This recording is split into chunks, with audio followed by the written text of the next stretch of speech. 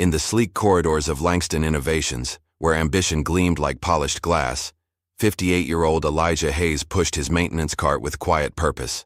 20 years ago, he'd been at the cutting edge of AI engineering. Now he fixed leaky faucets while CEO Clayton Ryker barely acknowledged his existence. Executives discussed their failing prototype vehicle in hushed tones, unaware the janitor overhearing them had once pioneered the very technology they struggled to perfect. When Clayton's expensive car failed dramatically in the company parking lot, his mocking challenge, "Fix this and the car's yours," was meant to humiliate. Instead, it became the moment when invisibility transformed into undeniable brilliance, and a forgotten genius reclaimed his rightful place in a world that had tried desperately to erase him. Just before we get back to it, I'd love to know where you're watching from today, and if you're enjoying these stories, make sure you're subscribed. The sun hadn't yet crested over Chicago's skyline when Elijah Hayes arrived at Langston Innovations. At 58, his steps were measured but purposeful, his gray-peppered beard neatly trimmed against his dark skin. The security guard, Bill, nodded with genuine warmth. "Morning, Elijah. Another early start?" "Only way to get things done right," Elijah replied, his voice carrying the gentle weight of years. The gleaming 40-story building housed some of the brightest minds in technology, but few arrived before 8. Elijah liked these quiet hours. They reminded him of a different time. He changed into his Navy maintenance uniform in the small locker room, hanging his worn tweed jacket carefully. The name patch on his chest read simply, Elijah. No last name, as if his role didn't warrant the full identity. He gathered his cart of supplies and began his rounds. By 6:30, Elijah had already fixed 3 things that weren't strictly his responsibility. A flickering light in the women's restroom on the 18th floor had been bothering Sarah from accounting for weeks. The maintenance request had been filed, but no one had bothered. Elijah replaced the ballast with practiced hands. On the 22nd floor, the office printer had been jamming regularly. 2 IT technicians had declared it needed replacement, but Elijah recognized the issue immediately. A small piece of metal slightly bent out of alignment. With a pocket screwdriver and careful pressure, he corrected it. He left no note, took no credit. In the executive kitchen, a leaky faucet had been dripping for days. Elijah tightened it with his wrench, wiped down the sink, and moved on before anyone could arrive and see him there. These small repairs formed the invisible scaffolding of his days, problems noticed, solved, and forgotten, much like Elijah himself. The building began to fill as 9 o'clock approached. Engineers with coffee mugs hurried past him. Financial analysts in pressed suits barely glanced his way. Elijah became part of the background, a fixture like the potted plants or exit signs. At precisely 9:15, a commotion rippled through the lobby. Clayton Ryker had arrived. Clayton was 43, though his expertly tailored suits and twice-weekly personal training sessions were calculated to make him appear younger. His salt and pepper hair was styled in the casual but deliberate way that cost $300 per cut. As CEO of Langston Innovations, he moved through the building like he owned the air inside it. "Morning, team," he called out with practiced enthusiasm, not actually looking at anyone. His gaze remained fixed on his phone as he strode toward the private elevator. 3 executives followed in his wake, briefcases clutched like shields. Elijah was mopping near the elevator when Clayton approached. He moved his cart to make way, but Clayton's attention was fully on his screen as he gesticulated wildly during a call. "I don't care what the supply chain issues are, Mark. We promised a prototype by quarter's end, and I'm not going back to the board with excuses." As Clayton stepped forward, his Italian leather shoe caught the edge of a wet patch. Elijah's hand shot out instinctively, steadying the CEO's elbow before he could slip. Coffee from Clayton's travel mug sloshed forward, but instead of hitting Clayton's crisp white shirt, it splashed onto the floor, directly in the path of Elijah's mop. Clayton ended his call and finally glanced at Elijah, recognition flickering briefly in his eyes before being replaced with impatience. "Watch where you're cleaning," he muttered, straightening his jacket. "Just doing my job, sir," Elijah replied quietly. Clayton scoffed. "Yeah, know your lane." The elevator doors closed, leaving Elijah alone with the spilled coffee and the lingering sting of dismissal. Later that morning, Elijah paused outside meeting, room 12B. Inside, raised voices debated technical specifications. Normally, he would continue past, but a particular phrase caught his attention. "The diagnostic test failed again," came a frustrated voice. "The self-learning protocol keeps hitting. A recursive loop. We've got 3 weeks to get this vehicle functional," another voice replied. "Clayton's betting the company on this." Elijah lingered, his ear tuned to the technical jargon flowing from the room. He recognized the problems they were describing. Issues of algorithm architecture, not unlike puzzles he had once solved in another life. A young woman approached, startling him. Her ID badge identified her as Zoe Mitchell, engineering intern. Her dark hair was pulled back in a practical ponytail, and curious eyes studied him behind round glasses. "Excuse me," she said, and Elijah quickly moved his cart. "Sorry, miss. Just heading to the supply closet." She nodded, but something in her expression suggested she didn't quite believe him. By midday, Elijah was working on the 32nd floor, where executive offices lined the perimeter. As he replaced a light bulb in the hallway, the elevator opened with a soft chime. 2 engineers emerged, frantically pressing the call button for another elevator. "Damn it, not again," the taller one said. "Third time this week," replied his colleague. "The up button on 12 is totally fried." Elijah watched as they departed in frustration. Once they'd gone, he rode down to the 12th floor. Sure enough, the up button had been pried open, wires exposed. Someone had attempted a fix and made it worse. With practiced movements, Elijah opened his tool pouch and extracted a small soldering kit. 5 minutes later, the button was working perfectly. As he packed away his tools, the elevator arrived with a soft ping. Zoe stepped out, surprise registering on her face. "Did you just fix that?" she asked. Elijah shrugged. "Simple wiring issue. The maintenance team said it needed a part that wouldn't arrive until next week. 2 engineers tried this morning and couldn't figure it out. Sometimes things just need a gentle touch," Elijah said, already wheeling his cart away. "Thank you," Zoe called after him, her voice carrying genuine appreciation. That evening, after most employees had departed, Elijah remained. This was his favorite time, when the fluorescent glare softened into the dim glow of security lighting, when he could move through the building without becoming invisible. He made his way to the R&D lab on the 26th floor. Officially, he wasn't permitted entry during business hours, something about confidentiality agreements and security protocols. But the night guard, Thomas, had long ago stopped questioning Elijah's after-hours presence. "Just need to check the HVAC vents," Elijah would say, and Thomas would nod. Inside the lab, Elijah moved with reverence among the half-assembled prototypes and blinking monitors. He straightened tools left carelessly on workbenches, tidied diagrams scattered across desks. His hands lingered on a partially assembled circuit board, his eyes tracing the patterns with the familiarity of an old friend. From his pocket, he withdrew a worn leather notebook. Its pages were filled with precise sketches and mathematical formulas, generations more advanced than the work currently displayed on the lab's screens. He made a few notes, comparing what he saw with his own calculations. The next morning, Zoe began asking questions about Elijah. She approached Dana in HR first, the janitor who fixed the elevator. "What's his story?" Dana barely looked up from her computer. "Elijah? Been here about 5 years, I think. Keeps to himself. Why?" "Just curious. He fixed something in seconds that had everyone else stumped." Dana shrugged. "He's reliable. That's about all I know." Zoe tried the security team next, catching Bill during his coffee break. "Elijah? Good man," Bill said. "Always on time, never causes trouble. Makes the best cornbread you've ever tasted. Brings it in every Christmas. Does anyone know anything about his background? Before Langston?" Bill thought for a moment. "Don't think he talks about that much. Just the janitor, you know. Does his job, goes home." But Zoe couldn't shake the feeling that there was more to Elijah Hayes than met the eye. Friday morning arrived, with unexpected drama. Clayton Ryker's custom prototype vehicle, a sleek silver machine that reportedly cost more than most employees' annual salaries, refused to start.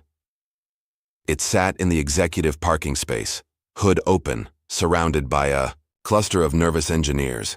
Clayton paced beside it, his face flushed with anger. "Are you telling me that none of you can figure out what's wrong with a car that you designed?" "Sir, the diagnostic system is showing multiple errors," one engineer explained timidly. "We need to get it back to the lab to—" "It's garbage," Clayton erupted, kicking the front tire. 3 years of development, and it can't even start reliably. Elijah was sweeping the sidewalk nearby, watching the scene unfold with quiet interest. The car was Langston's prototype self-learning electric vehicle, the company's most ambitious project to date. The same one being discussed in the meeting he'd overheard. Clayton noticed Elijah's gaze and a cruel smile twisted his lips. "Hey, genius," he called out, his voice dripping with mockery. "You think you can do better than my engineers? Fix this, and the car's yours." Laughter rippled through the gathered crowd. Someone snickered. "Right, like the janitor's gonna solve it." Elijah stood still for a moment, his broom clutched in weathered hands. Then, with deliberate calm, he propped it against a planter and approached the vehicle. The engineers parted uncertainly. Clayton folded his arms, his expression smug. Elijah leaned over the exposed engine compartment, his eyes scanning the complex array of components. His fingers traced wiring paths with the confidence of intimate knowledge. He tapped twice on a junction box, adjusted 2 wires that had been improperly secured, and stepped back. "Try it now," he said quietly. Clayton rolled his eyes but pressed the ignition button on the key fob. The car hummed to life immediately, its display lighting up with a healthy green glow. Silence fell over the parking lot. Every face registered shock, none more so than Clayton's, whose laughter had died in his throat. For several seconds, no one moved. The gentle hum of the electric engine was the only sound in the stunned silence of the parking lot. Clayton's face cycled through expressions: surprise, confusion, embarrassment, and finally, forced dismissal. "Lucky guess," he muttered, quickly closing the hood. "Must have been a loose connection or something simple." The engineers exchanged glances, knowing it had been anything but simple. The diagnostic system had shown multiple critical errors, problems that should have required hours of troubleshooting. Elijah simply nodded and returned to his broom. "Just needed the right touch," he said, resuming his sweeping as if nothing extraordinary had happened. But something had shifted. As the crowd dispersed, several engineers looked back at Elijah with new curiosity. Zoe, who had witnessed the entire incident from the building entrance, had her phone discreetly pointed toward the scene. By lunchtime, whispers had spread throughout Langston Innovations. In the cafeteria, groups huddled together, glancing occasionally at Elijah as he quietly cleaned tables in the corner. "Did you hear what happened in the parking lot? No way the janitor just magically fixed the prototype." Clayton looked like he'd seen a ghost. 2 days later, the video appeared on TikTok. Zoe had shared it in a private chat with friends, but someone had posted it publicly. The caption read, "Janitor fixes CEO's $3 million prototype like it's a toaster." Within hours, it had been viewed 50,000 times. By the end of the day, it had crossed to LinkedIn, where tech professionals shared it with comments like, "Hidden talent is everywhere," and "This is why you respect all your employees." On Monday morning, Elijah arrived to find the atmosphere at Langston noticeably different. People who had never acknowledged him before nodded hello. A few engineers smiled nervously as he passed. In the elevator, a software developer actually introduced herself. "I'm Amanda," she said, extending her hand. "That was pretty impressive what you did with the prototype." Elijah shook her hand with a small smile. "Just a simple fix." "Simple? We've had 3 engineers working on that issue for weeks." Before Elijah could respond, the elevator stopped at the 18th floor. As Amanda exited, she turned back. "Where did you learn to do that kind of work?" The doors closed before he needed to answer. At 11 o'clock, Elijah received a text message from Dana in HR. "Need to see you in my office ASAP." When he arrived, Dana wasn't alone. James Porter, the company's head of security, sat beside her desk with a stern expression. Please sit down, Elijah, Dana said, her tone professionally neutral. James pushed a document across the desk. We need to discuss an incident from last Thursday evening. Security footage shows you entering the R&D lab after hours. Elijah glanced at the paper, a formal warning notice. The R&D areas are restricted access, James continued. Your clearance only covers common areas and offices. I was checking the ventilation system, Elijah said quietly. That's facilities management's job, not janitorial, Dana replied. Your contract specifically outlines your permitted areas. R&D isn't one of them. Elijah looked between them, then signed the warning without protest. As he stood to leave, he said simply, "Understood." But the look in his eyes carried a quiet defiance that neither Dana nor James could miss. Meanwhile, Zoe had become increasingly intrigued by the mystery of Elijah Hayes. Her initial curiosity had blossomed into a full investigation.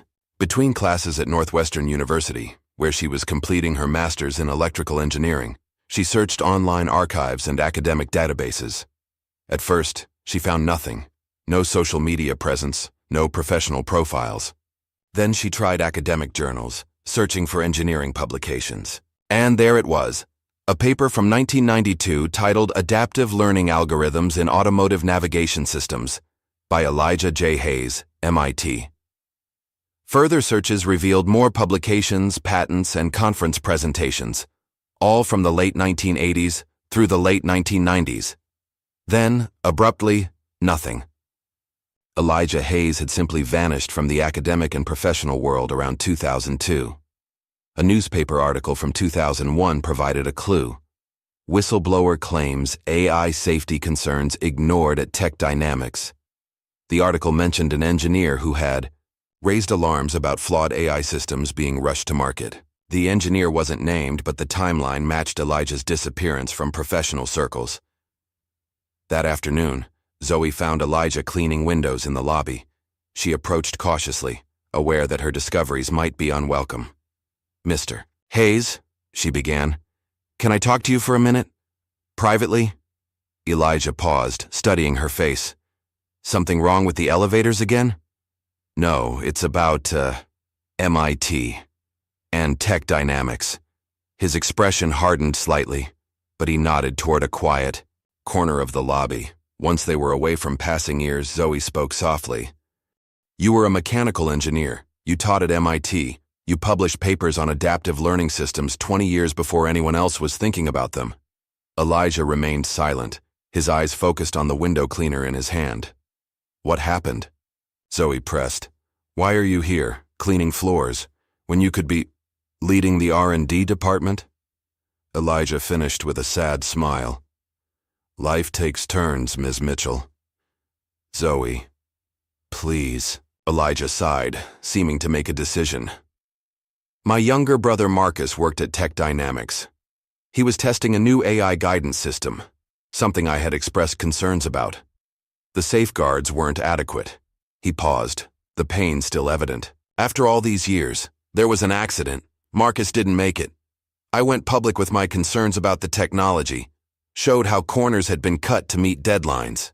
And they blackballed you," Zoe guessed. Elijah nodded. 20 years ago, loyalty to companies mattered more than safety. I couldn't get hired anywhere in the industry. Eventually, I stopped trying, started taking whatever jobs I could find. But why here, at a tech company? A faint smile crossed his face. "I still love the work, even if I'm just watching from the sidelines." Their conversation was interrupted by a commotion near the reception desk. Clayton Ryker was storming through the lobby, his face like thunder. Behind him, 2 IT staff members hurried to keep pace. "I want that video gone," Clayton was saying. "Every copy, every share, every trace of it. Is that clear?" He stopped short when he spotted Elijah and Zoe. His eyes narrowed. "You," he pointed at Elijah. "My office, now." 15 minutes later, Elijah stood before Clayton's vast desk on the 40th floor. The office offered panoramic views of Chicago, but Clayton's attention was firmly on the janitor before him. "That video has been viewed over 1 million times," Clayton said, his voice tight with controlled fury.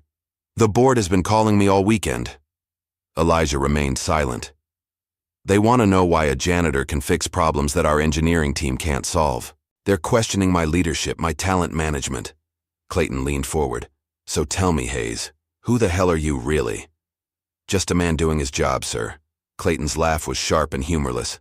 "No, I looked into your background after that stunt with the car. You're not just anything." He stood, circling the desk to stand uncomfortably close to Elijah. "Here's what's going to happen. You're going to fix one more problem for me. A real one. There's a core algorithm in our self-learning vehicle that's been stalling development for months. Fix it and I'll triple your pay." The sneer in Clayton's voice made clear he believed Elijah would fail, that the car had been a fluke, a lucky guess that couldn't be repeated. Elijah considered for a long moment. "I'll need the schematics. The real ones, not the simplified versions your team uses for presentations." Clayton blinked, surprised by the confidence in Elijah's voice. "And I want Zoe in the room," Elijah added. "The intern? Why?" "She asks good questions."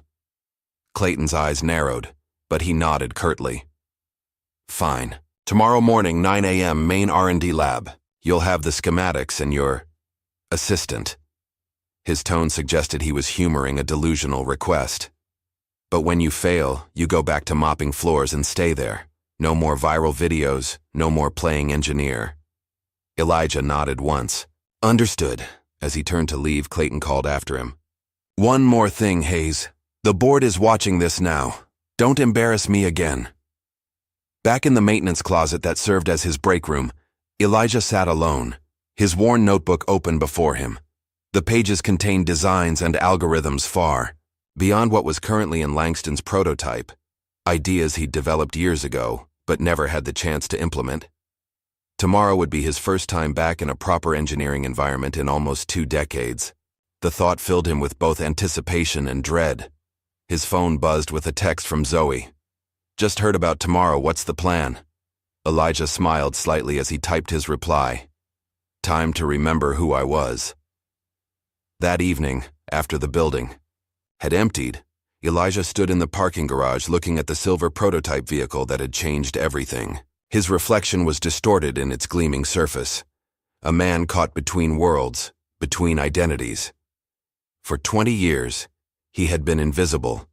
Tomorrow, for better or worse, people would see him again. As Elijah turned to leave, his phone buzzed with a notification. The viral video had just hit 5 million views. Morning light filtered through the glass walls of Langston Innovations R&D lab as Elijah Hayes entered for the first time during working hours. Unlike his nighttime visits, the space now hummed with activity. Engineers hunched over workstations, screens displaying complex simulations, and the low murmur of technical discussions. As Elijah stepped through the doorway, conversations faltered. Heads turned. The Navy maintenance uniform he still wore stood in stark contrast to the casual business attire and lab coats around him. Zoe waited near the main conference table, her smile encouraging despite the tension in the room. She'd arrived early to prepare, setting up a dedicated workstation for their use. "Morning, Mr. Hayes," she said, loudly enough for others to hear the respect in her voice. "Just Elijah is fine," he replied quietly. A tall engineer with graying temples approached, hand extended. "Dr. Hayes? I'm Wilson Gardner. I read your paper on predictive algorithmic patterns back in grad school. It changed my entire approach to programming." Before Elijah could respond, Clayton strode in, flanked by 2 executives. His expression made clear he hadn't expected this reception. "Let's get started," Clayton announced sharply. "I don't have all day for this experiment." Wilson retreated, but not before giving Elijah a nod of respect. On the conference table lay several tablets and a stack of printed schematics. Clayton gestured impatiently. "The algorithm in question relates to our vehicle's self-learning capabilities, specifically the decision-making protocols during unexpected road conditions." His tone carried the implication that these concepts would be beyond Elijah's understanding. Elijah picked up the top schematic, his eyes scanning the diagrams with practiced efficiency. 25 years might have passed since he'd worked in a proper lab, but the language of engineering remained fluent to him. "You've got a recursion problem," he said after several minutes of silence. Clayton snorted. "Yes, we're aware. That's what you're supposedly here to fix." Elijah spread out 3 schematics side by side. "It's not just recursion. Your system is creating data loops that feed back into the decision matrix without proper filtering. At high speeds, this would cause the vehicle to—" He paused, looking up at Clayton. "To lose control, possibly catastrophically." A murmur rippled through the gathered engineers. One of them, a younger man with a Stanford sweatshirt, whispered loudly to his colleague, "That's exactly what I've been saying for months." Clayton's face flushed. "We know the theoretical risks. What we need is a solution, not more problem identification." Elijah nodded calmly. "May I?" he asked Zoe, gesturing to the computer workstation. For the next hour, Elijah worked methodically, explaining his process to Zoe as his fingers moved across the keyboard with surprising dexterity for a man who supposedly spent his days pushing a mop. "See here?" he said, pointing to a section of code. "They've overcomplicated the safety protocols.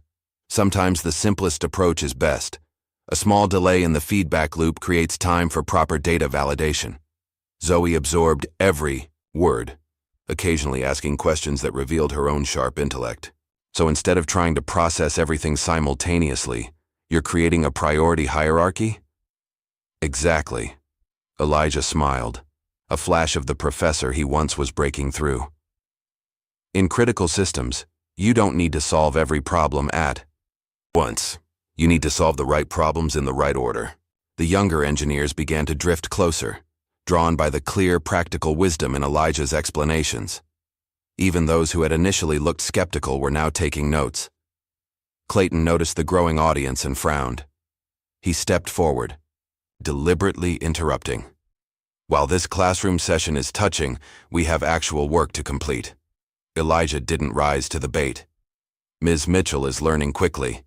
She has good instincts." He turned to Zoe. "Trust those instincts even when the room tells you you're wrong, especially then." As they continued working, Elijah occasionally paused, his gaze distant. During one such moment, Zoe gently asked, "Remembering MIT?" Elijah nodded. "Different time, different world." He opened his worn notebook, showing her hand-drawn diagrams from decades earlier. "I was working on adaptive learning systems when most people thought AI just meant robots in science fiction movies." The diagrams in his notebook showed concepts, remarkably similar to what Langston was now developing, except Elijah's designs were cleaner, more elegant, with safety protocols integrated at every level. "You were decades ahead of everyone," Zoe said, wonder in her voice, "and look where it got me." Elijah's smile held no bitterness, only a quiet acceptance. Near noon, Clayton returned with the chief technology officer, a nervous-looking man named Paul Wilson. They huddled in the corner, speaking in hushed tones while glancing frequently at Elijah. Zoe's phone buzzed with a message from a friend in IT. "Heads up, Ryker just restricted Hayes' system access. Told us to limit his permissions to read-only, on most modules." She showed the message to Elijah, who simply nodded. "Expected that. But how will you fix anything without full access?" Elijah's eyes crinkled. "Sometimes limitations foster creativity." He reached for a blank sheet of paper. "Before computers, we designed systems with pencil and paper. Let's go old school." Over the next 3 hours, Elijah sketched out an alternative approach to the algorithm, using only the printed circuit diagrams and basic simulation tools Clayton hadn't thought to restrict. Where the engineering team had been adding layers of complexity to solve the recursion problem, Elijah stripped everything back to fundamentals. "The elegance is in simplicity," he told Zoe. "They're trying to anticipate every possible scenario. That's impossible. Instead, create a system that can learn and adapt safely." By mid-afternoon, Elijah had outlined a complete solution, one that not only fixed the recursion issue, but optimized the entire decision-making framework with a single, brilliant line of code modification. "Ready to test?" he asked Zoe. She nodded, excitement visible despite her professional demeanor. Clayton had arranged for the simulation to be run on the main lab display, clearly anticipating a public failure. Engineers gathered around as Zoe loaded Elijah's solution into the test environment. The simulation began, a virtual version of the prototype vehicle navigating increasingly complex road conditions. Where previous tests had shown the AI hesitating dangerously or overcompensating, Elijah's version moved with fluid confidence, making decisions that seemed almost human in their intuitive correctness. When the final test, an emergency obstacle, avoidance scenario that had consistently crashed the system before, completed successfully, spontaneous applause broke out in the lab. "He did it," Wilson Gardner said, shaking his head in amazement. "One day. It took him one day." Clayton's face was a study in conflicting emotions, relief that the problem was solved warring with fury that Elijah had succeeded where his team had failed. He forced a tight smile. "Promising initial results. We'll need extensive validation." Of course. As the excitement continued, Zoe slipped away to refill her coffee. In the break room, she overheard two IT technicians discussing an email they'd just received. Ryker wants the access logs for Hayes' session today. Specifically asked us to document if he accessed anything beyond the test environment. Why? The guy just saved the project. Above my pay grade, man. I just know Ryker's email said don't give him full access, let him fail. Seems like the boss was counting on that. Zoe returned to the lab, anger simmering beneath her professional exterior. She found Clayton congratulating the engineering team on collaborative problem-solving, with no mention of Elijah's contribution. "Mr. Ryker," she said, her voice steady despite her racing heart. "A word?" Clayton followed her to a quiet corner, his expression impatient. "What is it, intern? I'm in the middle of something." "I know you deliberately restricted Mr. Hayes' access. You wanted him to fail." Clayton's face hardened. "Be very careful, Ms. Mitchell. You're making serious accusations against your CEO." "I have the email, sir." For a moment, genuine alarm flashed across Clayton's features before he regained his composure. "You'd do well to remember your place. In this company, temporary interns don't typically have promising careers after challenging executives." He turned away, but Zoe wasn't finished. "He fixed your algorithm anyway, with pencil and paper. What does that tell you about who really belongs here?" Meanwhile, Elijah was speaking with several engineers who were eagerly asking about his approach. The atmosphere had transformed. No longer was he the invisible janitor, but a colleague whose insights they valued. When Zoe told him about Clayton's sabotage, something shifted in Elijah's eyes. The patient acceptance gave way to a quiet dignity, tinged with disappointment. "I think I'm done here," he said softly. "What? But you solved it. Everyone can see what you're capable of now." Elijah shook his head. "They don't want me here, Zoe. Not really." He gathered his notebook and the few personal items he'd brought. "I was never really back, was I?" Before Zoe could respond, Elijah walked toward the exit. Engineers tried to stop him to ask questions, to understand what was happening, but he moved past them with polite determination. As he stepped into the elevator, Wilson Gardner called out, "Dr. Hayes, where are you going?" Elijah offered a small smile. "Just Elijah is fine, and I'm going home." The doors closed, leaving the R&D lab in confused silence. That evening, the Langston Innovations Board of Directors held an emergency meeting.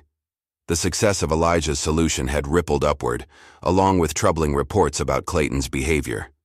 By morning, a formal apology had been drafted, along with an offer for Elijah to join the engineering team in an official capacity. But when security went to deliver the letter to Elijah's locker, they found it empty. His uniform hung neatly, his ID badge placed carefully on the shelf. Elijah Hayes had disappeared again. 3 days passed with no sign of Elijah. His small apartment in South Chicago remained empty, mail accumulating in the box. At Langston Innovations, his absence created a void larger than anyone would have expected for a maintenance worker. Zoe Mitchell, however, wasn't accepting Elijah's disappearance. She'd spent 2 days gathering documentation, access logs, email, threads, simulation results.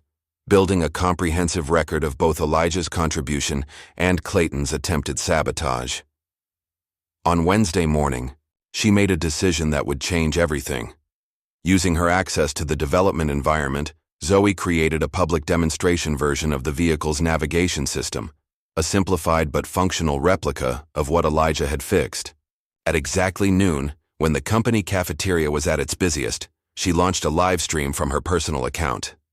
"My name is Zoe Mitchell, engineering intern at Langston Innovations," she began, her voice steady despite her racing heart. "3 days ago, a man named Elijah Hayes solved a critical algorithm problem that our engineering team had struggled with for months. I'm going to show you his solution in action." For the next 15 minutes, Zoe methodically demonstrated the before and after of Elijah's fix, explaining in accessible terms why his approach was revolutionary. She never directly accused Clayton of sabotage, but the evidence she presented spoke volumes. "This man wasn't an executive or even an engineer at Langston," she concluded. "He was our janitor. And now he's gone because some people would rather bury genius than admit they didn't see it." The live stream ended, but its impact was just beginning. Within hours, it had been shared thousands of times. Tech blogs picked up the story, framing it as a modern David and Goliath tale. Headlines emerged across digital media. "CEO tries to bury janitor's genius fix." "Black maintenance worker solves unsolvable tech problem." "The janitor who outsmarted Silicon Valley." By evening, it had reached mainstream news outlets. Financial analysts began questioning Langston Innovations' leadership. Investors called emergency meetings. The company's stock dropped 8% in after-hours trading. Clayton Ryker's sleek corner office had become a crisis center. His assistant fielded non-stop calls while Clayton himself was locked in a video conference with increasingly hostile board members. "This is a PR disaster, Clayton," said Margaret Baker, head of the board. "We've got 3 major investors threatening to pull out." "It's being blown completely out of proportion," Clayton insisted. "He fixed one algorithm, and now he's being portrayed as some kind of misunderstood genius." "Because he is," another board member interjected. "I've had 4 different engineering professors contact me today confirming that Hayes was a pioneer in adaptive systems. One called him the most innovative mind of his generation." Margaret's voice hardened. "The board is calling a vote of no confidence, Clayton. I suggest you prepare a statement." As Clayton's world unraveled, Elijah sat in his modest living room, watching the storm unfold on his aging television. He'd finally returned home late the previous night, after spending days with his nephew Jameer in Milwaukee. The sudden attention made him deeply uncomfortable, the very opposite of the quiet life he'd built for himself. His phone had accumulated dozens of messages. Most he ignored, but one text from Zoe caught his attention. "I'm sorry if I made things worse, but you deserve recognition, and they deserved accountability." Elijah was composing a reply when a knock came at his door. Outside stood a courier with an envelope bearing an unfamiliar corporate logo, Vector Dynamics, a rising tech firm based in San Francisco. The letter inside was brief but intriguing, an invitation to speak at the upcoming West Coast Tech Summit as a featured innovator. All expenses paid, no obligations beyond sharing his story and insights. Elijah placed the letter on his coffee table, uncertain. Public speaking had never been his strength, even in his teaching days. And after 20 years of invisibility, the thought of standing before an audience of tech leaders was daunting. His contemplation was interrupted by another knock. This time, when he opened the door, no one was there, only a small, elegant box with a note attached. "A promise is a promise. Langston Board." Heart racing, Elijah walked outside. Parked at the curb was the silver prototype vehicle, the same one he'd fixed in the parking lot that fateful morning. A small crowd of neighbors had gathered, murmuring in appreciation of the sleek machine that seemed utterly out of place in their working-class neighborhood. Elijah's phone buzzed with a call from an unknown number. When he answered, a woman's voice greeted him. "Mr. Hayes? Margaret Baker, chairwoman of Langston Innovations. I hope our gift arrived safely." "It did," Elijah replied, still processing the reality of a multi-million-dollar vehicle now apparently belonging to him. "Consider it the first installment of our apology," Margaret continued.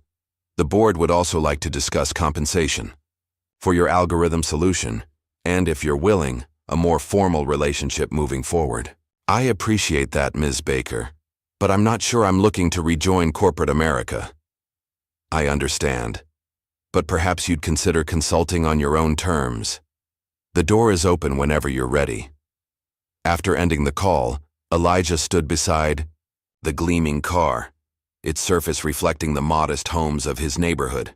The contrast wasn't lost on him, or on the children gathering to admire the vehicle. "That really yours, Mr. Hayes?" asked Danny, a 12-year-old from down the block. "Apparently so," Elijah replied with a small smile. "How'd you get it?" Elijah considered the question. "By fixing something others couldn't." 2 weeks later, Elijah found himself in a sleek San Francisco hotel, preparing for his keynote address at the West Coast Tech Summit. The invitation had come from Catherine Barnes, CEO of Vector Dynamics and a longtime rival of Clayton Ryker, a fact Zoe had discovered and shared with Elijah before he accepted. "She's using you to embarrass Clayton," Zoe had warned during one of their daily calls. "Probably," Elijah had agreed, "but she's also giving me a platform. I might as well use it." Now, standing backstage as the host introduced him, Elijah felt a strange calm. The auditorium was packed with tech executives, engineers, and media, all eager to hear from the janitor who had outsmarted Silicon Valley. When he stepped onto the stage, the applause was deafening. Elijah waited for it to subside, then spoke simply and directly. 20 years ago, I lost everything for speaking the truth about unsafe technology. Today, I'm here because the truth found its way out anyway." For the next 30 minutes, Elijah told his story, not with bitterness or anger, but with the quiet wisdom of someone who had seen the industry from both the highest heights and the humblest positions. "The mind doesn't age," he said toward the end of his talk. "It doesn't care what uniform you wear or what title you hold. It just needs someone to believe in it again." The standing ovation lasted nearly 5 minutes. Back at Langston Innovations, the atmosphere had transformed. Clayton Ryker had been placed on administrative leave pending a board investigation, with rumors of forced resignation circulating throughout the company. Zoe had been offered a permanent position in the R&D department, with a specific mandate to build a mentorship program for non-traditional talent. Her first official act was to create a recruitment initiative targeting maintenance and support staff across the company. "Everyone deserves to be seen," she told the HR team during the planning meeting. Elijah Hayes isn't the only hidden genius out there. The program, which she named Beyond the Badge, quickly gained support from engineers who had witnessed Elijah's brilliance firsthand. Wilson Gardner volunteered to teach technical workshops designed for employees without formal engineering backgrounds. As the initiative took shape, Zoe received unexpected support from Margaret Baker and the board. The PR disaster of Elijah's treatment had evolved into an opportunity to reshape Langston's culture and its public image. The day after Elijah's keynote speech went viral, Clayton Ryker was formally asked to resign. The board cited leadership failures and ethical concerns in their public statement. Privately, they had presented him with evidence of his attempted sabotage and discriminatory practices that extended far beyond his treatment of Elijah. With Clayton gone, the board faced a critical decision about his replacement. After several closed-door meetings, they made an unexpected choice. Rather than bringing in an outside executive, they promoted from within, selecting Dr. Lisa Harmon, a respected engineering director with a reputation for ethical leadership. In San Francisco, Elijah was fielding job offers from nearly every major tech company. Vector Dynamics had made the most aggressive play, offering him the role of chief technology officer with compensation that would have been unimaginable weeks earlier. Yet as tempting as these opportunities were, Elijah found himself hesitating. The corporate world that had once rejected him now desperately wanted him back, but on their terms, in their environment. On his last evening in San Francisco, Elijah sat on his hotel balcony overlooking the bay, talking with Zoe on the phone. They offered me the CTO position, he told her. Full creative control, a team of 50 engineers, stock options worth millions. That's amazing, Zoe replied. Are you going to take it? Elijah watched the sunset paint the water golden. I've done the 100-hour weeks, the corporate politics, the endless meetings. I'm not sure I want to go back to that life. So what do you want? The question hung in the air as Elijah considered his answer. I want to build things at my own pace, things that matter. Langston offered me a permanent R&D position, Zoe said after a moment. They're also asking if you'd consider coming back as a consultant. No title, no politics, just working on problems that interest you. Elijah smiled. Sounds tempting. Let me think about it. After ending the call, Elijah picked up the key fob to the prototype vehicle, which he'd had shipped to San Francisco for his visit. The car represented everything that had changed in his life. A symbol of recognition long denied, of value finally seen. The next morning, instead of heading to the airport for his return flight, Elijah climbed into the sleek silver car. He programmed the navigation system to his old neighborhood in Chicago, not the route, just the destination. Then he engaged the autonomous driving system he had helped perfect. Let's go home, he said quietly. As the vehicle pulled smoothly into traffic, Elijah couldn't help but smile at the irony. 20 years spent invisible, and now his work would be seen by millions, guiding them safely home without them ever knowing his name. The car hummed beneath him, its AI making thousands of decisions each second using algorithms he had refined with pencil and paper.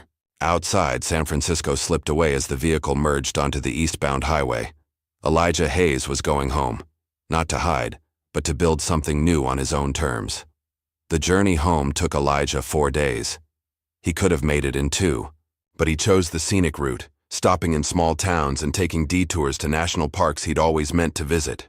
The prototype vehicle performed flawlessly, its AI navigation system learning his preferences with each mile. Chicago greeted him with its familiar skyline, the afternoon sun glinting off Lake Michigan as he crossed into the city limits. Rather than heading directly to his apartment, Elijah found himself driving to the cemetery where his brother Marcus was buried.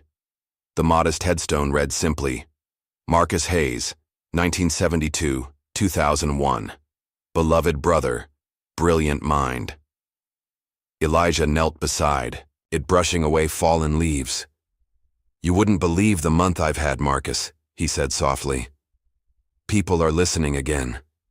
Later that evening, in his small apartment, Elijah sat surrounded by stacks of old journals and technical papers, artifacts from his previous life that he'd kept stored in boxes beneath his bed.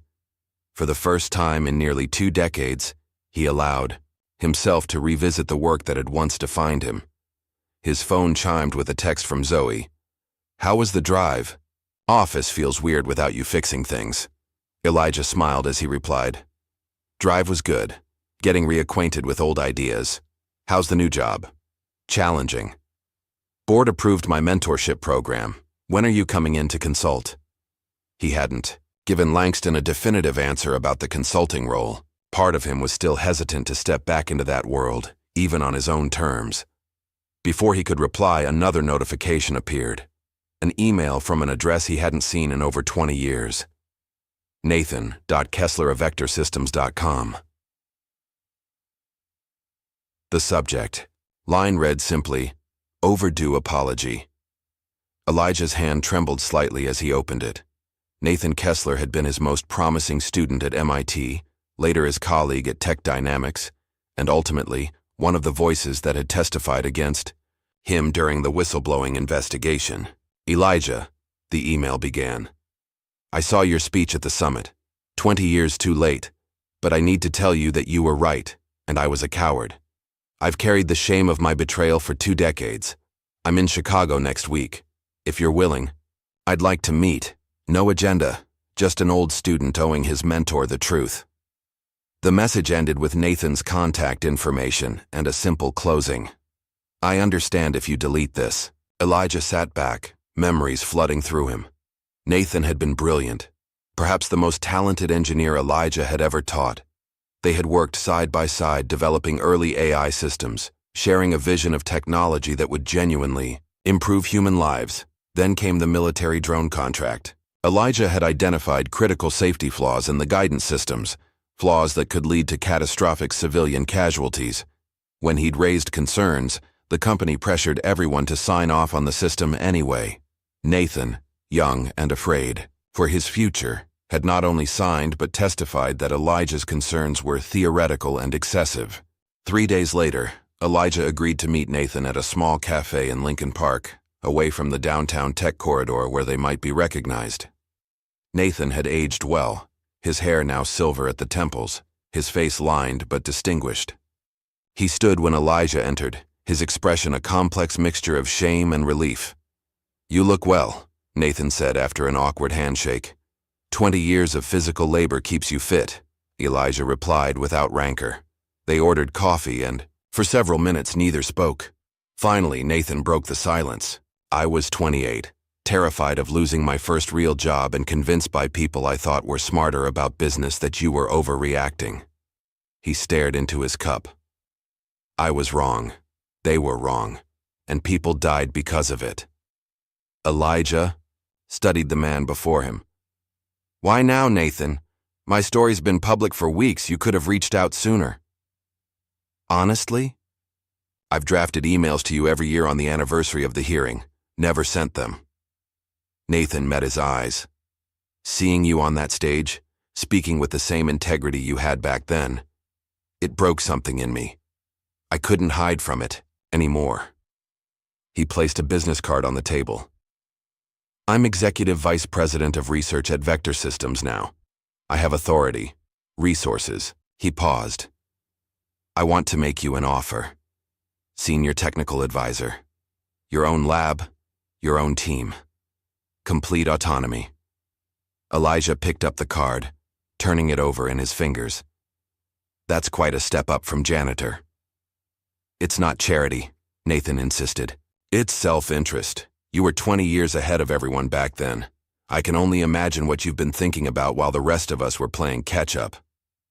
Before Elijah could respond, his phone buzzed with a call from Zoe. He excused himself to answer. "Hey, I was just checking in," she said. "But you sound busy." "Having coffee with Nathan Kessler," Elijah replied quietly. A pause. "From Vector Systems? Elijah, be careful. I've been researching them for the mentorship program. They have a reputation for questionable ethics, industrial espionage, predatory acquisitions, environmental violations." "That's so." Elijah glanced at Nathan, who was checking his own phone. "They're trying to rebuild their image. Your name would help with that."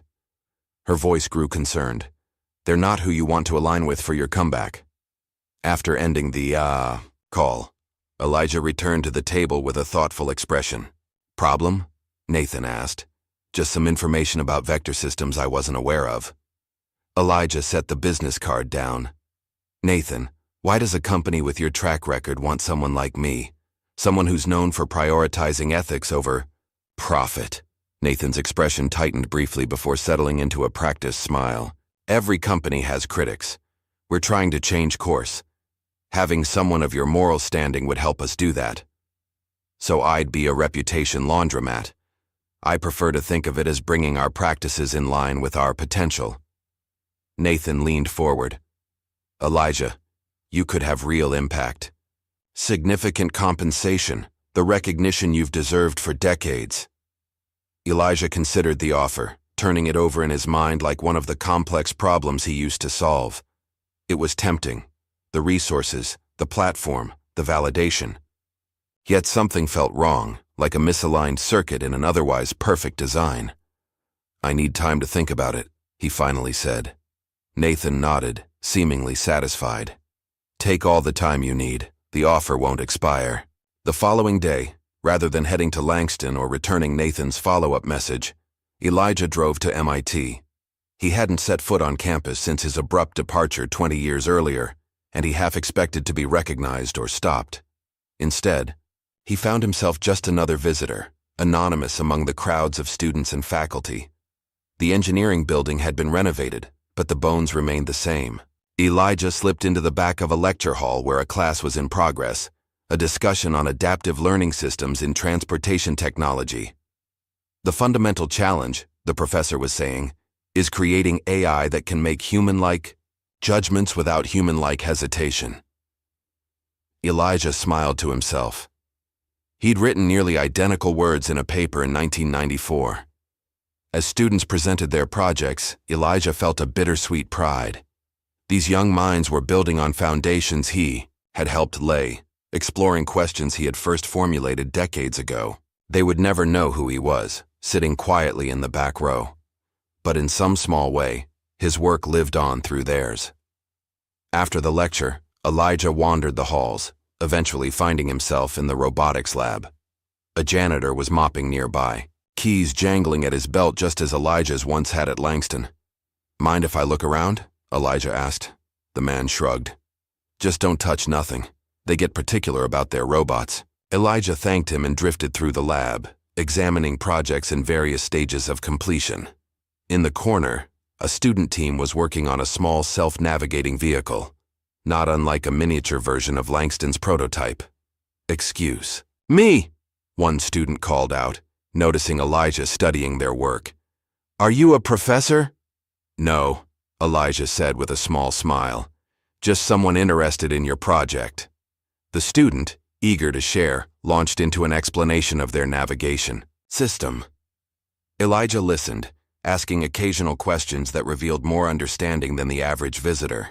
By the end of the conversation, 3 more students had joined them, all excited by Elijah's insights. "You really know this stuff," one commented.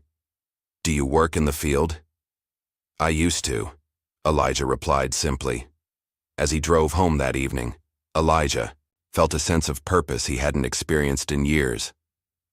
The student's enthusiasm had rekindled something in him. Not ambition exactly, but a reminder of why he had loved engineering in the first place. The pure joy of solving problems that mattered.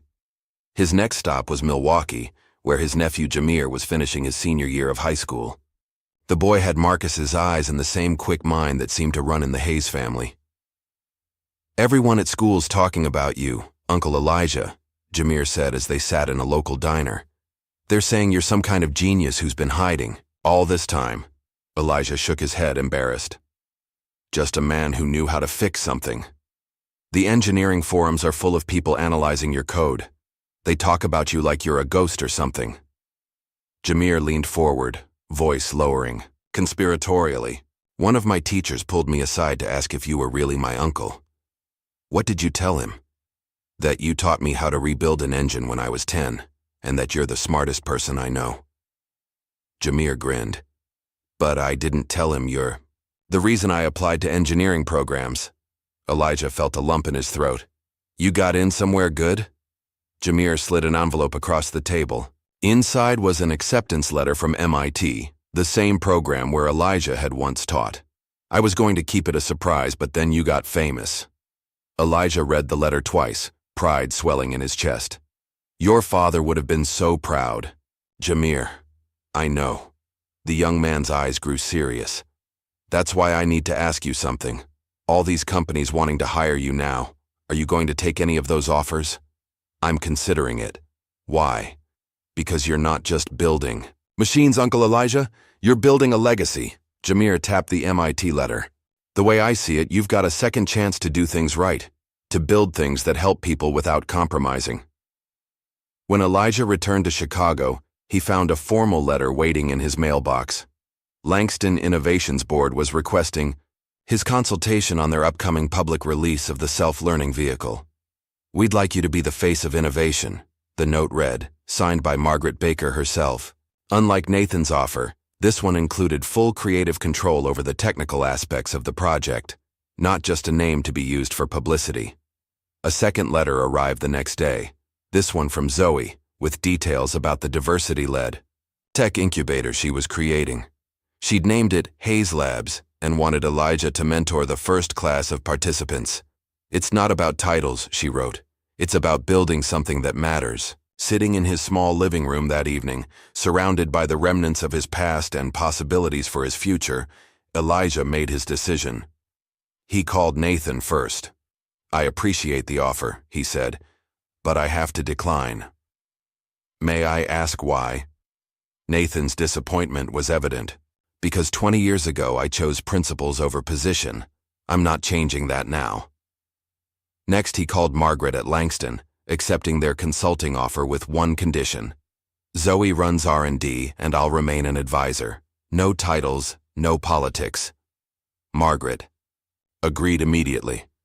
Finally, he texted Jameer. "Decided to help build something that matters, starting with helping the next generation of engineers like you." 6 weeks after Elijah's return to Langston Innovations as a consultant, rumors began circulating through Chicago's tech community. Clayton Ryker had landed on his feet.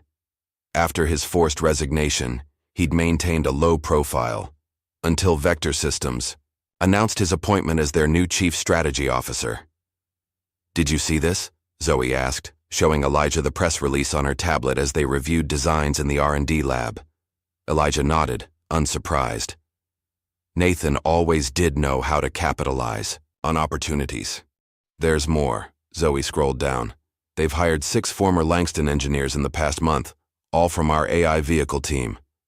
Elijah frowned. The pattern was too deliberate to be coincidence. "They're building a competing program with our people who have knowledge of our systems." Before they could discuss further, Wilson Gardner rushed in, his normally calm demeanor visibly shaken. "We've had a breach," he announced. "Someone accessed the secure server containing the core algorithm designs. IT is still assessing the damage, but it looks targeted. Only files related to the self-learning vehicle were accessed." Elijah's expression darkened. "When?" "Last night between 2 and 4 a.m. The access originated from inside the building." Zoe and Elijah exchanged glances. "Who was here at that hour?" she asked. "Security logs show a maintenance team doing standard HVAC work. They had proper clearance." Wilson ran a hand through his hair. "But something doesn't add up. The server access used high-level authentication protocols." Elijah opened his laptop, fingers moving rapidly across the keyboard. "Let me see the intrusion pattern." Wilson sent him the logs, and Elijah studied them intently, his face growing increasingly troubled. "This code signature," he said finally. "I recognize it." "From where?" Zoe leaned over his shoulder. "It's based on a security bypass protocol I developed at MIT, never published. Just a theoretical exercise. Only 2 other people ever saw it." Elijah looked up. One was my brother, the other was Nathan Kessler. The implications hung in the air. Nathan, now at Vector Systems with Clayton, had either executed or authorized the breach using Elijah's own methods. "We need to confront him," Zoe said. Later that afternoon, Elijah and Zoe sat in the lobby of Vector Systems' Chicago office, waiting for Nathan to return from a meeting. When he finally appeared, his surprise at seeing them quickly gave way to practiced corporate cordiality. "Elijah, Ms. Mitchell, this is unexpected." He gestured toward the elevator. "My office?" Once in Nathan's sleek corner office, pleasantries were quickly abandoned. Elijah laid a printout of the intrusion code on the desk. "Recognize this?" Nathan glanced at it, his expression carefully neutral. "Should I?" "It's a modified version of the security bypass I showed you at MIT in 1998. The one I specifically said should never be implemented because it left no trace of the original access point." "That was a long time ago, Elijah. Not too long for you to remember it well enough to use it against Langston." Elijah's voice remained calm, but his eyes held a cold intensity. "You accessed our servers last night." Nathan's smile faded. "That's a serious accusation without proof." "The code is the proof," Zoe interjected. "It's like a fingerprint. Circumstantial at best. Programmers borrow ideas all the time." Nathan leaned back in his chair. "Besides, what would we want with Langston's outdated algorithms? Our technology is generations ahead. Is that why you hired Clayton Ryker and 6 of our engineers?" Elijah asked. Something flashed in Nathan's eyes, annoyance at being challenged perhaps, or frustration at being caught. "Corporate mobility is the nature of our industry. Surely you understand that. Elijah stood, gathering the printout. You haven't learned anything in 20 years, Nathan. Still taking shortcuts, still hiding behind corporate doublespeak. And you're still naive about how business works, Nathan shot back, his composure finally cracking. Some of us live in the real world, where ideals don't pay the bills. They do when they're built into something people can trust, Elijah replied, moving toward the door. Remember that when your copied algorithms fail because you didn't understand the underlying principles. As they left Vector Systems, Zoe glanced at Elijah. That felt good. But what now? They have our code. They have a copy of what they think is important, Elijah corrected, but they missed something crucial. Back at Langston, Elijah called an emergency meeting with the engineering team. We have 3 weeks until the public announcement of our vehicle. We need to implement a safety enhancement I've been working on, one that wasn't in the server files. For the next 2 weeks, Langston's R&D department operated in a state of controlled urgency. Elijah's enhancement wasn't just a security patch, it was a fundamental improvement to the vehicle's learning capabilities, one that made the stolen algorithm look primitive by comparison. Meanwhile, online forums began filling with skepticism about Elijah's contributions. Anonymous accounts questioned whether he truly authored the breakthrough algorithm, suggesting he had simply taken credit for work done by Langston's team. It's a coordinated campaign, Zoe said, showing Elijah the pattern of negative posts. And look at this. She pulled up financial records she'd obtained through a friend in accounting.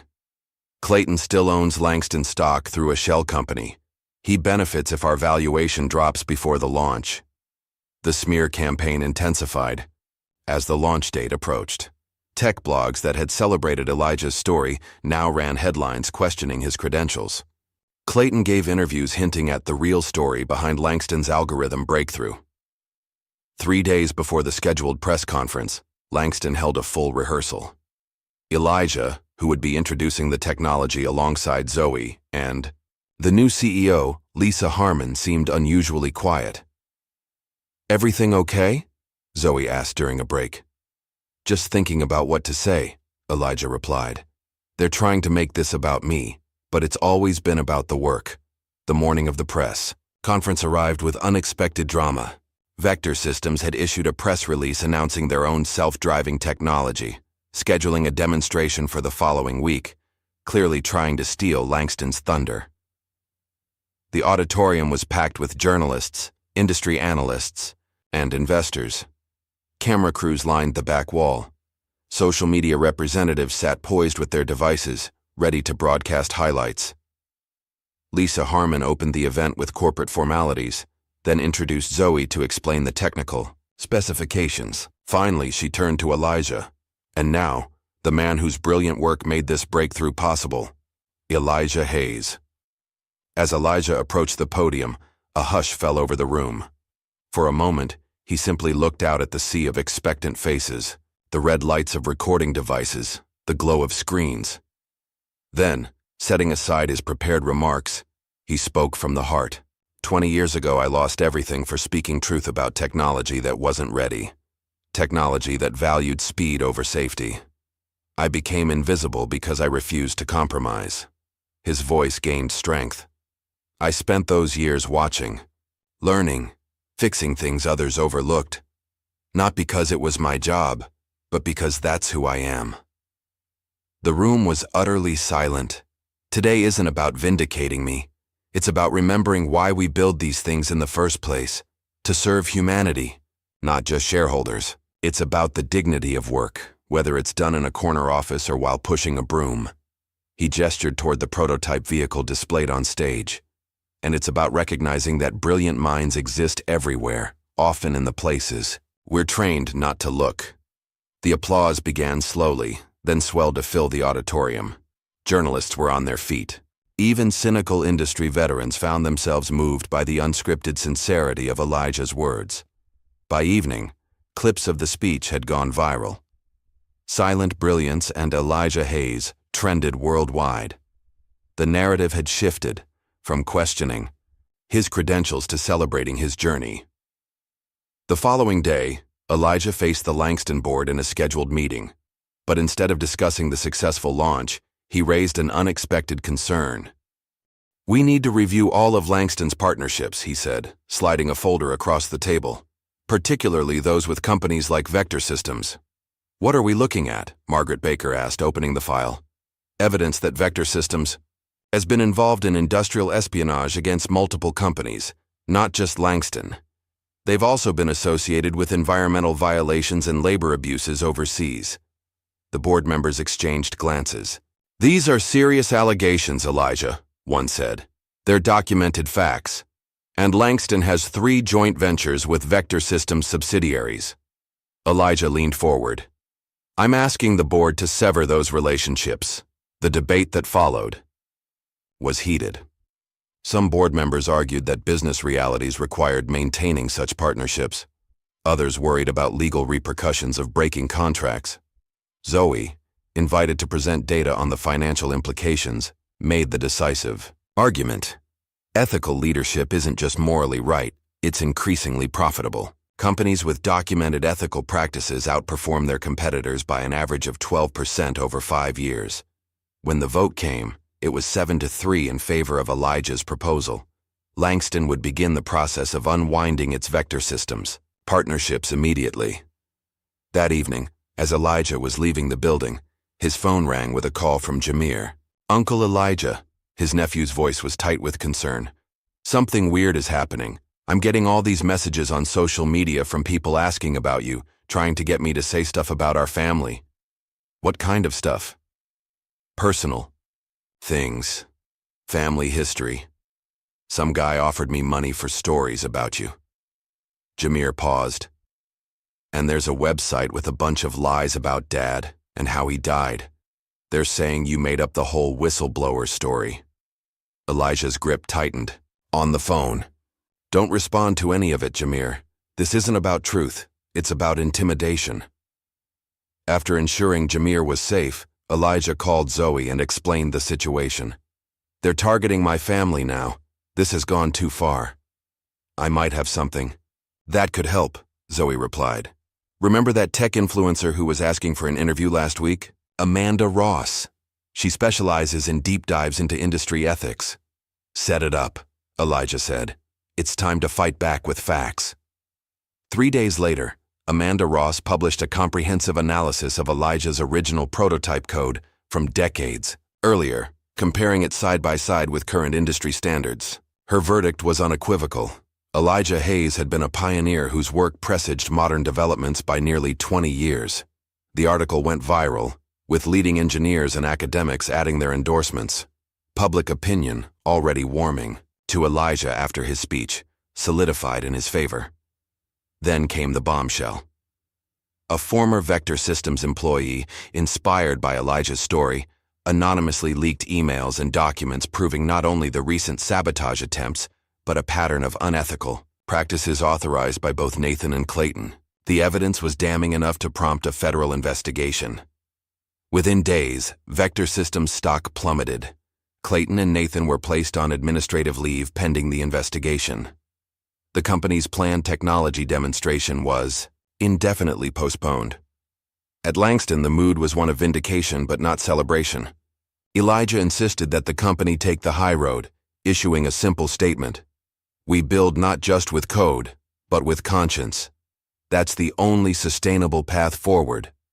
When reporters pressed him for a more triumphant response, Elijah shook his head. "The work speaks. That's all I ever wanted." Morning sunlight glinted off a procession of vehicles winding through the Nevada desert. At the head of the line, Langston Innovations' prototype self-learning car navigated the rough terrain, with a fluid grace that made it seem almost alive. In the passenger seat, Elijah Hayes watched the navigation system respond to unexpected obstacles with the kind of intuitive precision that had been his life's work. "Nervous?" asked Zoe from the back seat, leaning forward to study the vehicle's dashboard display. "Not about the car," Elijah replied with a small smile. "About all of this." He gestured toward the media convoy following behind them, cameras capturing every moment of the journey. The government-sponsored autonomous vehicle challenge had drawn competitors from around the world, tech giants and startups alike, all vying to demonstrate the future of transportation. After Langston's successful product launch 2 months earlier, the board had insisted on entering their vehicle in the competition. "It's not just about winning," Lisa Harmon, Langston's new CEO, had explained. "It's about showing the world what ethical innovation looks like." Now, as they approached the starting line of the final testing course, Elijah felt a responsibility that went beyond the competition. The car represented not just his redemption, but a vision of technology guided by human values, rather than just profit margins. In the staging area, engineers from competing companies made last-minute adjustments to their vehicles. Unlike most teams, who were programming specific responses to anticipated challenges, Elijah had insisted that Langston's approach be different. "We'll set the foundational parameters," he had told the engineering team. "But then we let the AI learn with minimal interference. That's the whole point, to create something that can truly adapt." Some board members had questioned this strategy. "We're risking too much," one had argued. "The other teams are programming for every possible scenario." "And that's exactly why they'll fail," Elijah had responded. "You can't anticipate everything. True intelligence comes from the ability to handle the unexpected." Now, as the competition officials gave final instructions, Elijah's confidence in the approach remained firm. He and Zoe joined the other spectators in the observation area, where large screens would display each vehicle's progress through the course. "Ladies and gentlemen," announced the head judge, "welcome to the final stage of the National Autonomous Vehicle Challenge. Today's course includes extreme terrain, weather simulations, unexpected obstacles, and complex decision-making scenarios. The vehicles will navigate without human intervention." One by one, the competing cars departed at 5-minute intervals. The first 2 entries performed well on the initial terrain challenges, but faltered when faced with a simulated flash flood. The third, from a Silicon Valley giant, made it further but stalled completely when confronted with an ethical decision scenario, choosing between hitting road debris or swerving into a safety barrier. When Langston's turn came, a hush fell over the crowd. The sleek silver vehicle started smoothly, its sensors continuously gathering and processing data about its environment. The first challenges, steep inclines, loose gravel, sharp turns, were navigated with fluid precision. As the car entered the weather simulation zone, heavy artificial rain reduced visibility to near zero. Where other vehicles had slowed to a crawl or stopped entirely, Langston's car adjusted its speed appropriately, but maintained its course. "It's reading the road texture through the water," Zoe explained to the journalists clustered nearby. "The AI is prioritizing different sensory inputs based on conditions." On the screens, they watched as their vehicle approached the ethical decision scenario that had stumped the previous competitor. Road debris appeared suddenly, with a safety barrier on one side and a steep drop on the other. Elijah held his breath. Rather than choosing between 2 bad options, the car did something unexpected. It reduced speed instantly and maneuvered between the debris in a way none of the programmers had specifically encoded. "It created a third option," Elijah whispered, a proud smile spreading across his face. As the vehicle continued through increasingly difficult challenges, Elijah's mind drifted back to the early days of his career.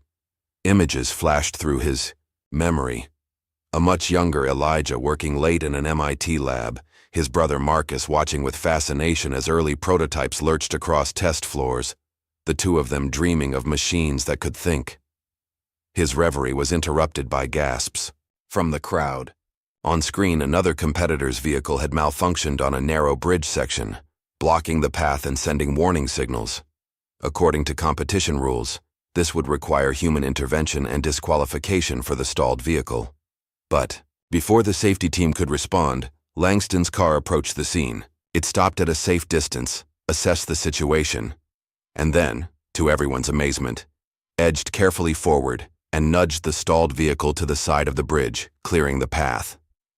Did it just help the other car? Someone in the hardy crowd asked incredulously. Elijah nodded, his expression a mixture of surprise and vindication. We programmed basic assistance protocols, but the AI decided on its own that helping was the optimal solution. The unexpected act of cooperation between machines became the defining moment of the competition.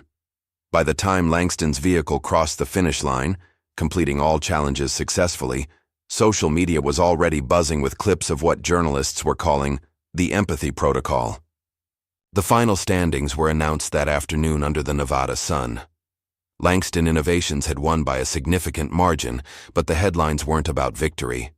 Instead, news outlets focused on how the vehicle had demonstrated something beyond mere navigation skills. AI vehicle shows. Empathy, the future of ethical technology.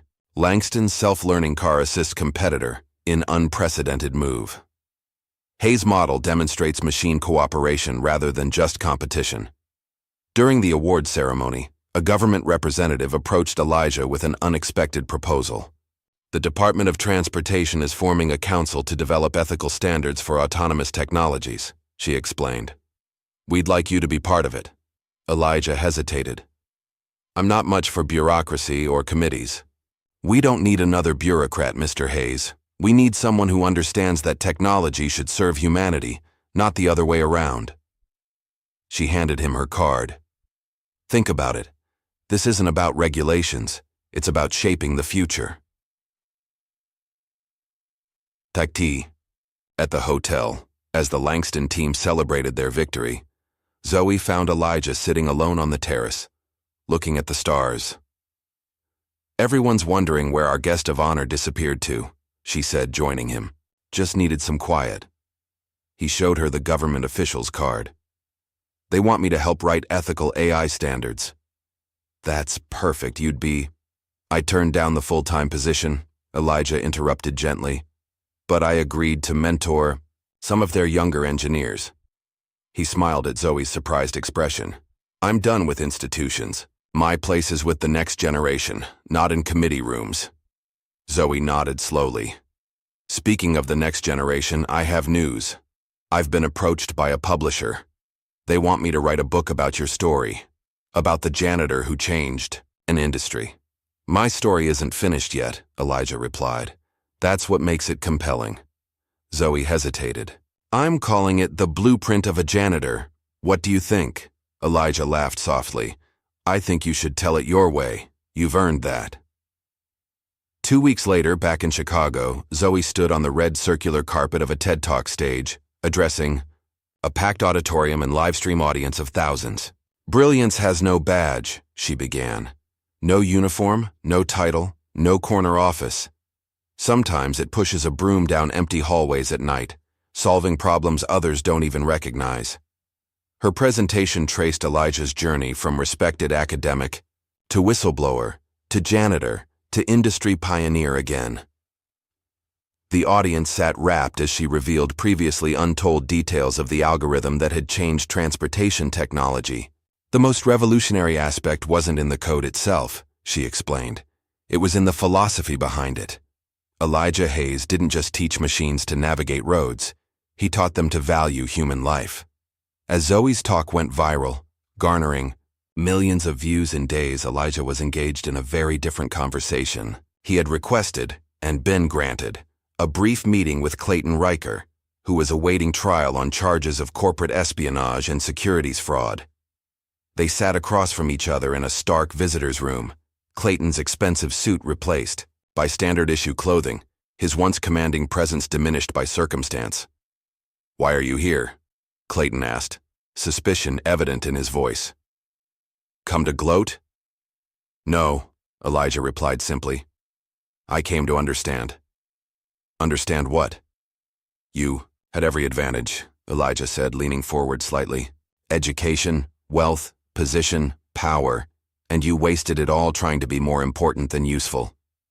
Clayton's face flushed with anger. You don't know anything about me or what I built. I know you saw people as tools, not talent. I know you valued status over substance. Elijah's tone remained even, without malice. And I know you never understood that true innovation comes from seeing potential where others don't bother to look. For a moment, Genuine confusion crossed Clayton's face. Why do you care? You won. I lost. It's done. Because your story matters. 2, Elijah replied, as a warning, if nothing else. Back in his old neighborhood on Chicago's South Side, Elijah put his resources to use in an unexpected way. The abandoned garage where his brother Marcus had once tinkered with cars became Hayes Innovation Workshop, a community tech club for local youth. With simple tools, donated computers, and Elijah's patient guidance, neighborhood kids who had never considered careers in technology began building their own robots and simple AI systems. Twice a week, engineers from Langston volunteered as mentors, including Wilson Gardner, who had become one of Elijah's strongest supporters. In late spring, an envelope arrived bearing the MIT seal. Janitor had been accepted to the engineering program. With a full scholarship, he drove immediately to his uncle's workshop to share the news. I knew you could do it, Elijah said, embracing his nephew. Your father would be so proud. Janitor grinned, but his expression soon turned serious. It's because of you, you know. Not just the recommendation letter, but everything else. Watching you stand up for what's right, even when it cost you everything. Elijah shook his head. No, you earned this on your own merit. Maybe, Janitor conceded. But because of you, I stayed with it. When other kids were giving up on math and science, saying it wasn't for people like us, I remembered my uncle who knew how to build thinking machines. As summer approached, the tech world's attention turned to Washington, where congressional hearings on AI regulation had begun. Though invited to testify, Elijah declined, preferring to submit written recommendations. Instead, his focus remained on the garage workshop and his consulting role at Langston, where he continued to refine the vehicle's learning capabilities. The Hayes model, as it had been officially named, was scheduled for limited production in the fall. The IDICE, first commercially available truly self-learning vehicle, certified under the new federal guidelines that Elijah had helped shape. On a warm July evening, music and laughter filled the street outside Elijah's modest home. The neighborhood had organized a block party, officially to celebrate summer, but everyone knew it was really about Elijah. No cameras were present, no media, no corporate representatives, just neighbors, friends, and the kids from the workshop. Folding. Tables lined the sidewalks, laden with homemade dishes.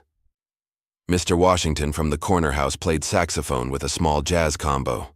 Children darted between adults, their faces sticky with ice cream and joy. Elijah moved through the crowd, accepting congratulations and deflecting praise with his characteristic humility. These were the people who had seen him leave for work, each morning in his maintenance uniform, who had nodded hello when he swept their children's school auditorium during evening events, who had never treated him as invisible, even when the corporate world did. The silver prototype vehicle, now officially his, was parked at the curb, polished to a mirror shine. Throughout the evening, he gave rides to neighborhood children, explaining in simple terms how the car thought and learned. As the sun began to set, Elijah slipped away from the festivities and sat alone in the vehicle. He ran his hand along the dashboard, appreciating the craftsmanship and the journey it represented. To his surprise, the audio system activated on its own, and the opening notes of John Coltrane's A Love Supreme filled the car, his favorite jazz composition, one he often hummed while working. A note on the display read, "A small addition. Thank you for everything." Zoe, Elijah smiled, touched by the thoughtful gesture. She had programmed the car to recognize and play his preferred music without being asked, a small human touch in a technological marvel. Later that evening, as the party wound down, Zoe found him sitting on his front porch steps. "Quite a celebration," she said, joining him. "More than I deserve. Less than you deserve," she corrected gently. "But exactly what you needed." They sat in comfortable silence. For a moment, watching as neighbors packed up folding chairs and children chased fireflies in the gathering dusk. "I'm leaving Langston," Zoe said finally. Elijah turned to her, surprised. "The R&D position. Was incredible experience, she finished. But I'm starting something new. A consulting firm focused on ethical technology design. We've already got 3 clients lined up, including the Department of Transportation. Sounds like you don't need my mentorship anymore, Elijah said with a proud smile. Zoe shook her head.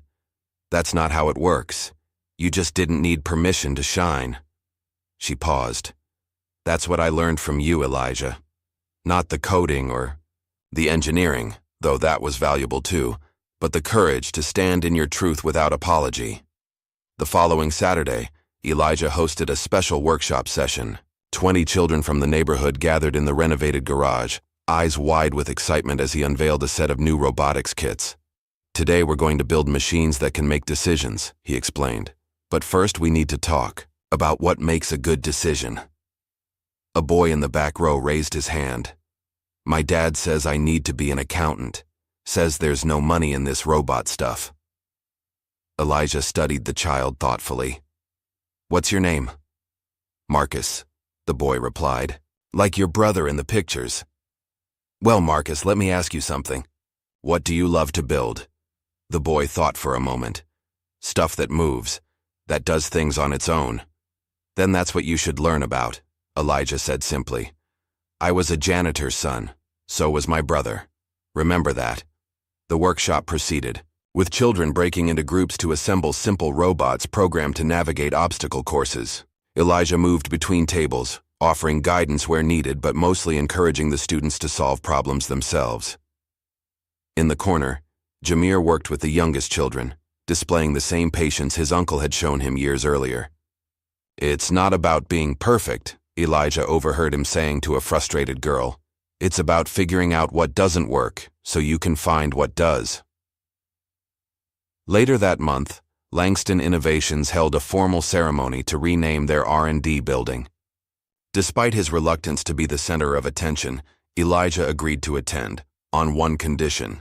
I'll come if you'll commit to opening the facility to public school students on weekends, he told Lisa Harmon. Free access, real equipment, real mentorship. Lisa agreed without hesitation, and on a bright Thursday morning, the Elijah Hayes Innovation Center was officially dedicated.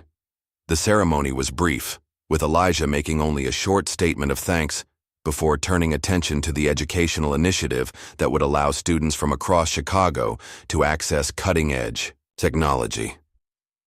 The following day, before dawn, Elijah returned to the center. With a borrowed broom, he swept the sidewalk outside the building bearing his name, not because he had to, but because he wanted to. The rhythmic motion brought a familiar peace, a connection to the years when his work had gone unseen but had still mattered to him. As he swept, he noticed a young security guard watching him curiously from the doorway. Morning, Elijah said with a nod. Mr. Hayes, what are you doing? We have maintenance staff for that. Elijah smiled. Just finding my peace, old habits. The guard looked confused but nodded respectfully before returning inside. As the rising sun painted the sky in shades of gold and pink, Elijah paused in his sweeping. For a brief moment, his mind flashed back decades to a young Elijah and his brother Marcus, surrounded by tools and parts, working on an old junk car in their father's garage. The memory was so vivid, he could almost hear Marcus's laughter, feel the weight of the wrench in his hand, smell the motor oil. Then he was back in the present, watching as the same car, now transformed into the autonomous Hayes model, navigated smoothly through early morning traffic, a testament to dreams that had taken a lifetime to realize. That afternoon, Elijah visited Marcus's grave one more time. He placed a small model of the Hayes vehicle beside the headstone. We did it, brother, he said softly. Not the way we planned, not when we hoped, but we did it. In the weeks that followed, Elijah settled into a rhythm that balanced his consulting work at Langston with his community workshop. He declined most interview requests and speaking engagements, preferring to let his work speak for itself.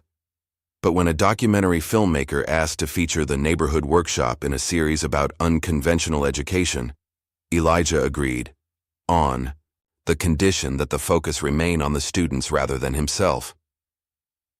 During filming, the director asked Elijah to summarize his journey, After a thoughtful pause, he replied, "They gave me a broom. I built a machine. They gave me silence. I made it sing." The filmmaker used this quote to close the documentary, superimposed over images of Elijah working alongside neighborhood children, their faces alight with discovery and possibility. The final scene showed Elijah in the prototype vehicle, now permanently his, driving through his old neighborhood. He waved to children who recognized him not as a celebrity or a genius or even an engineer, but simply as Mr. Hayes, the man who believed they could build amazing things. As the screen faded to black, a simple message appeared, inspired by millions of unseen minds who build without applause. How many brilliant minds do we pass by every day, invisible simply because we've decided what genius looks like? Like and subscribe for more stories that will change how you see the world around you.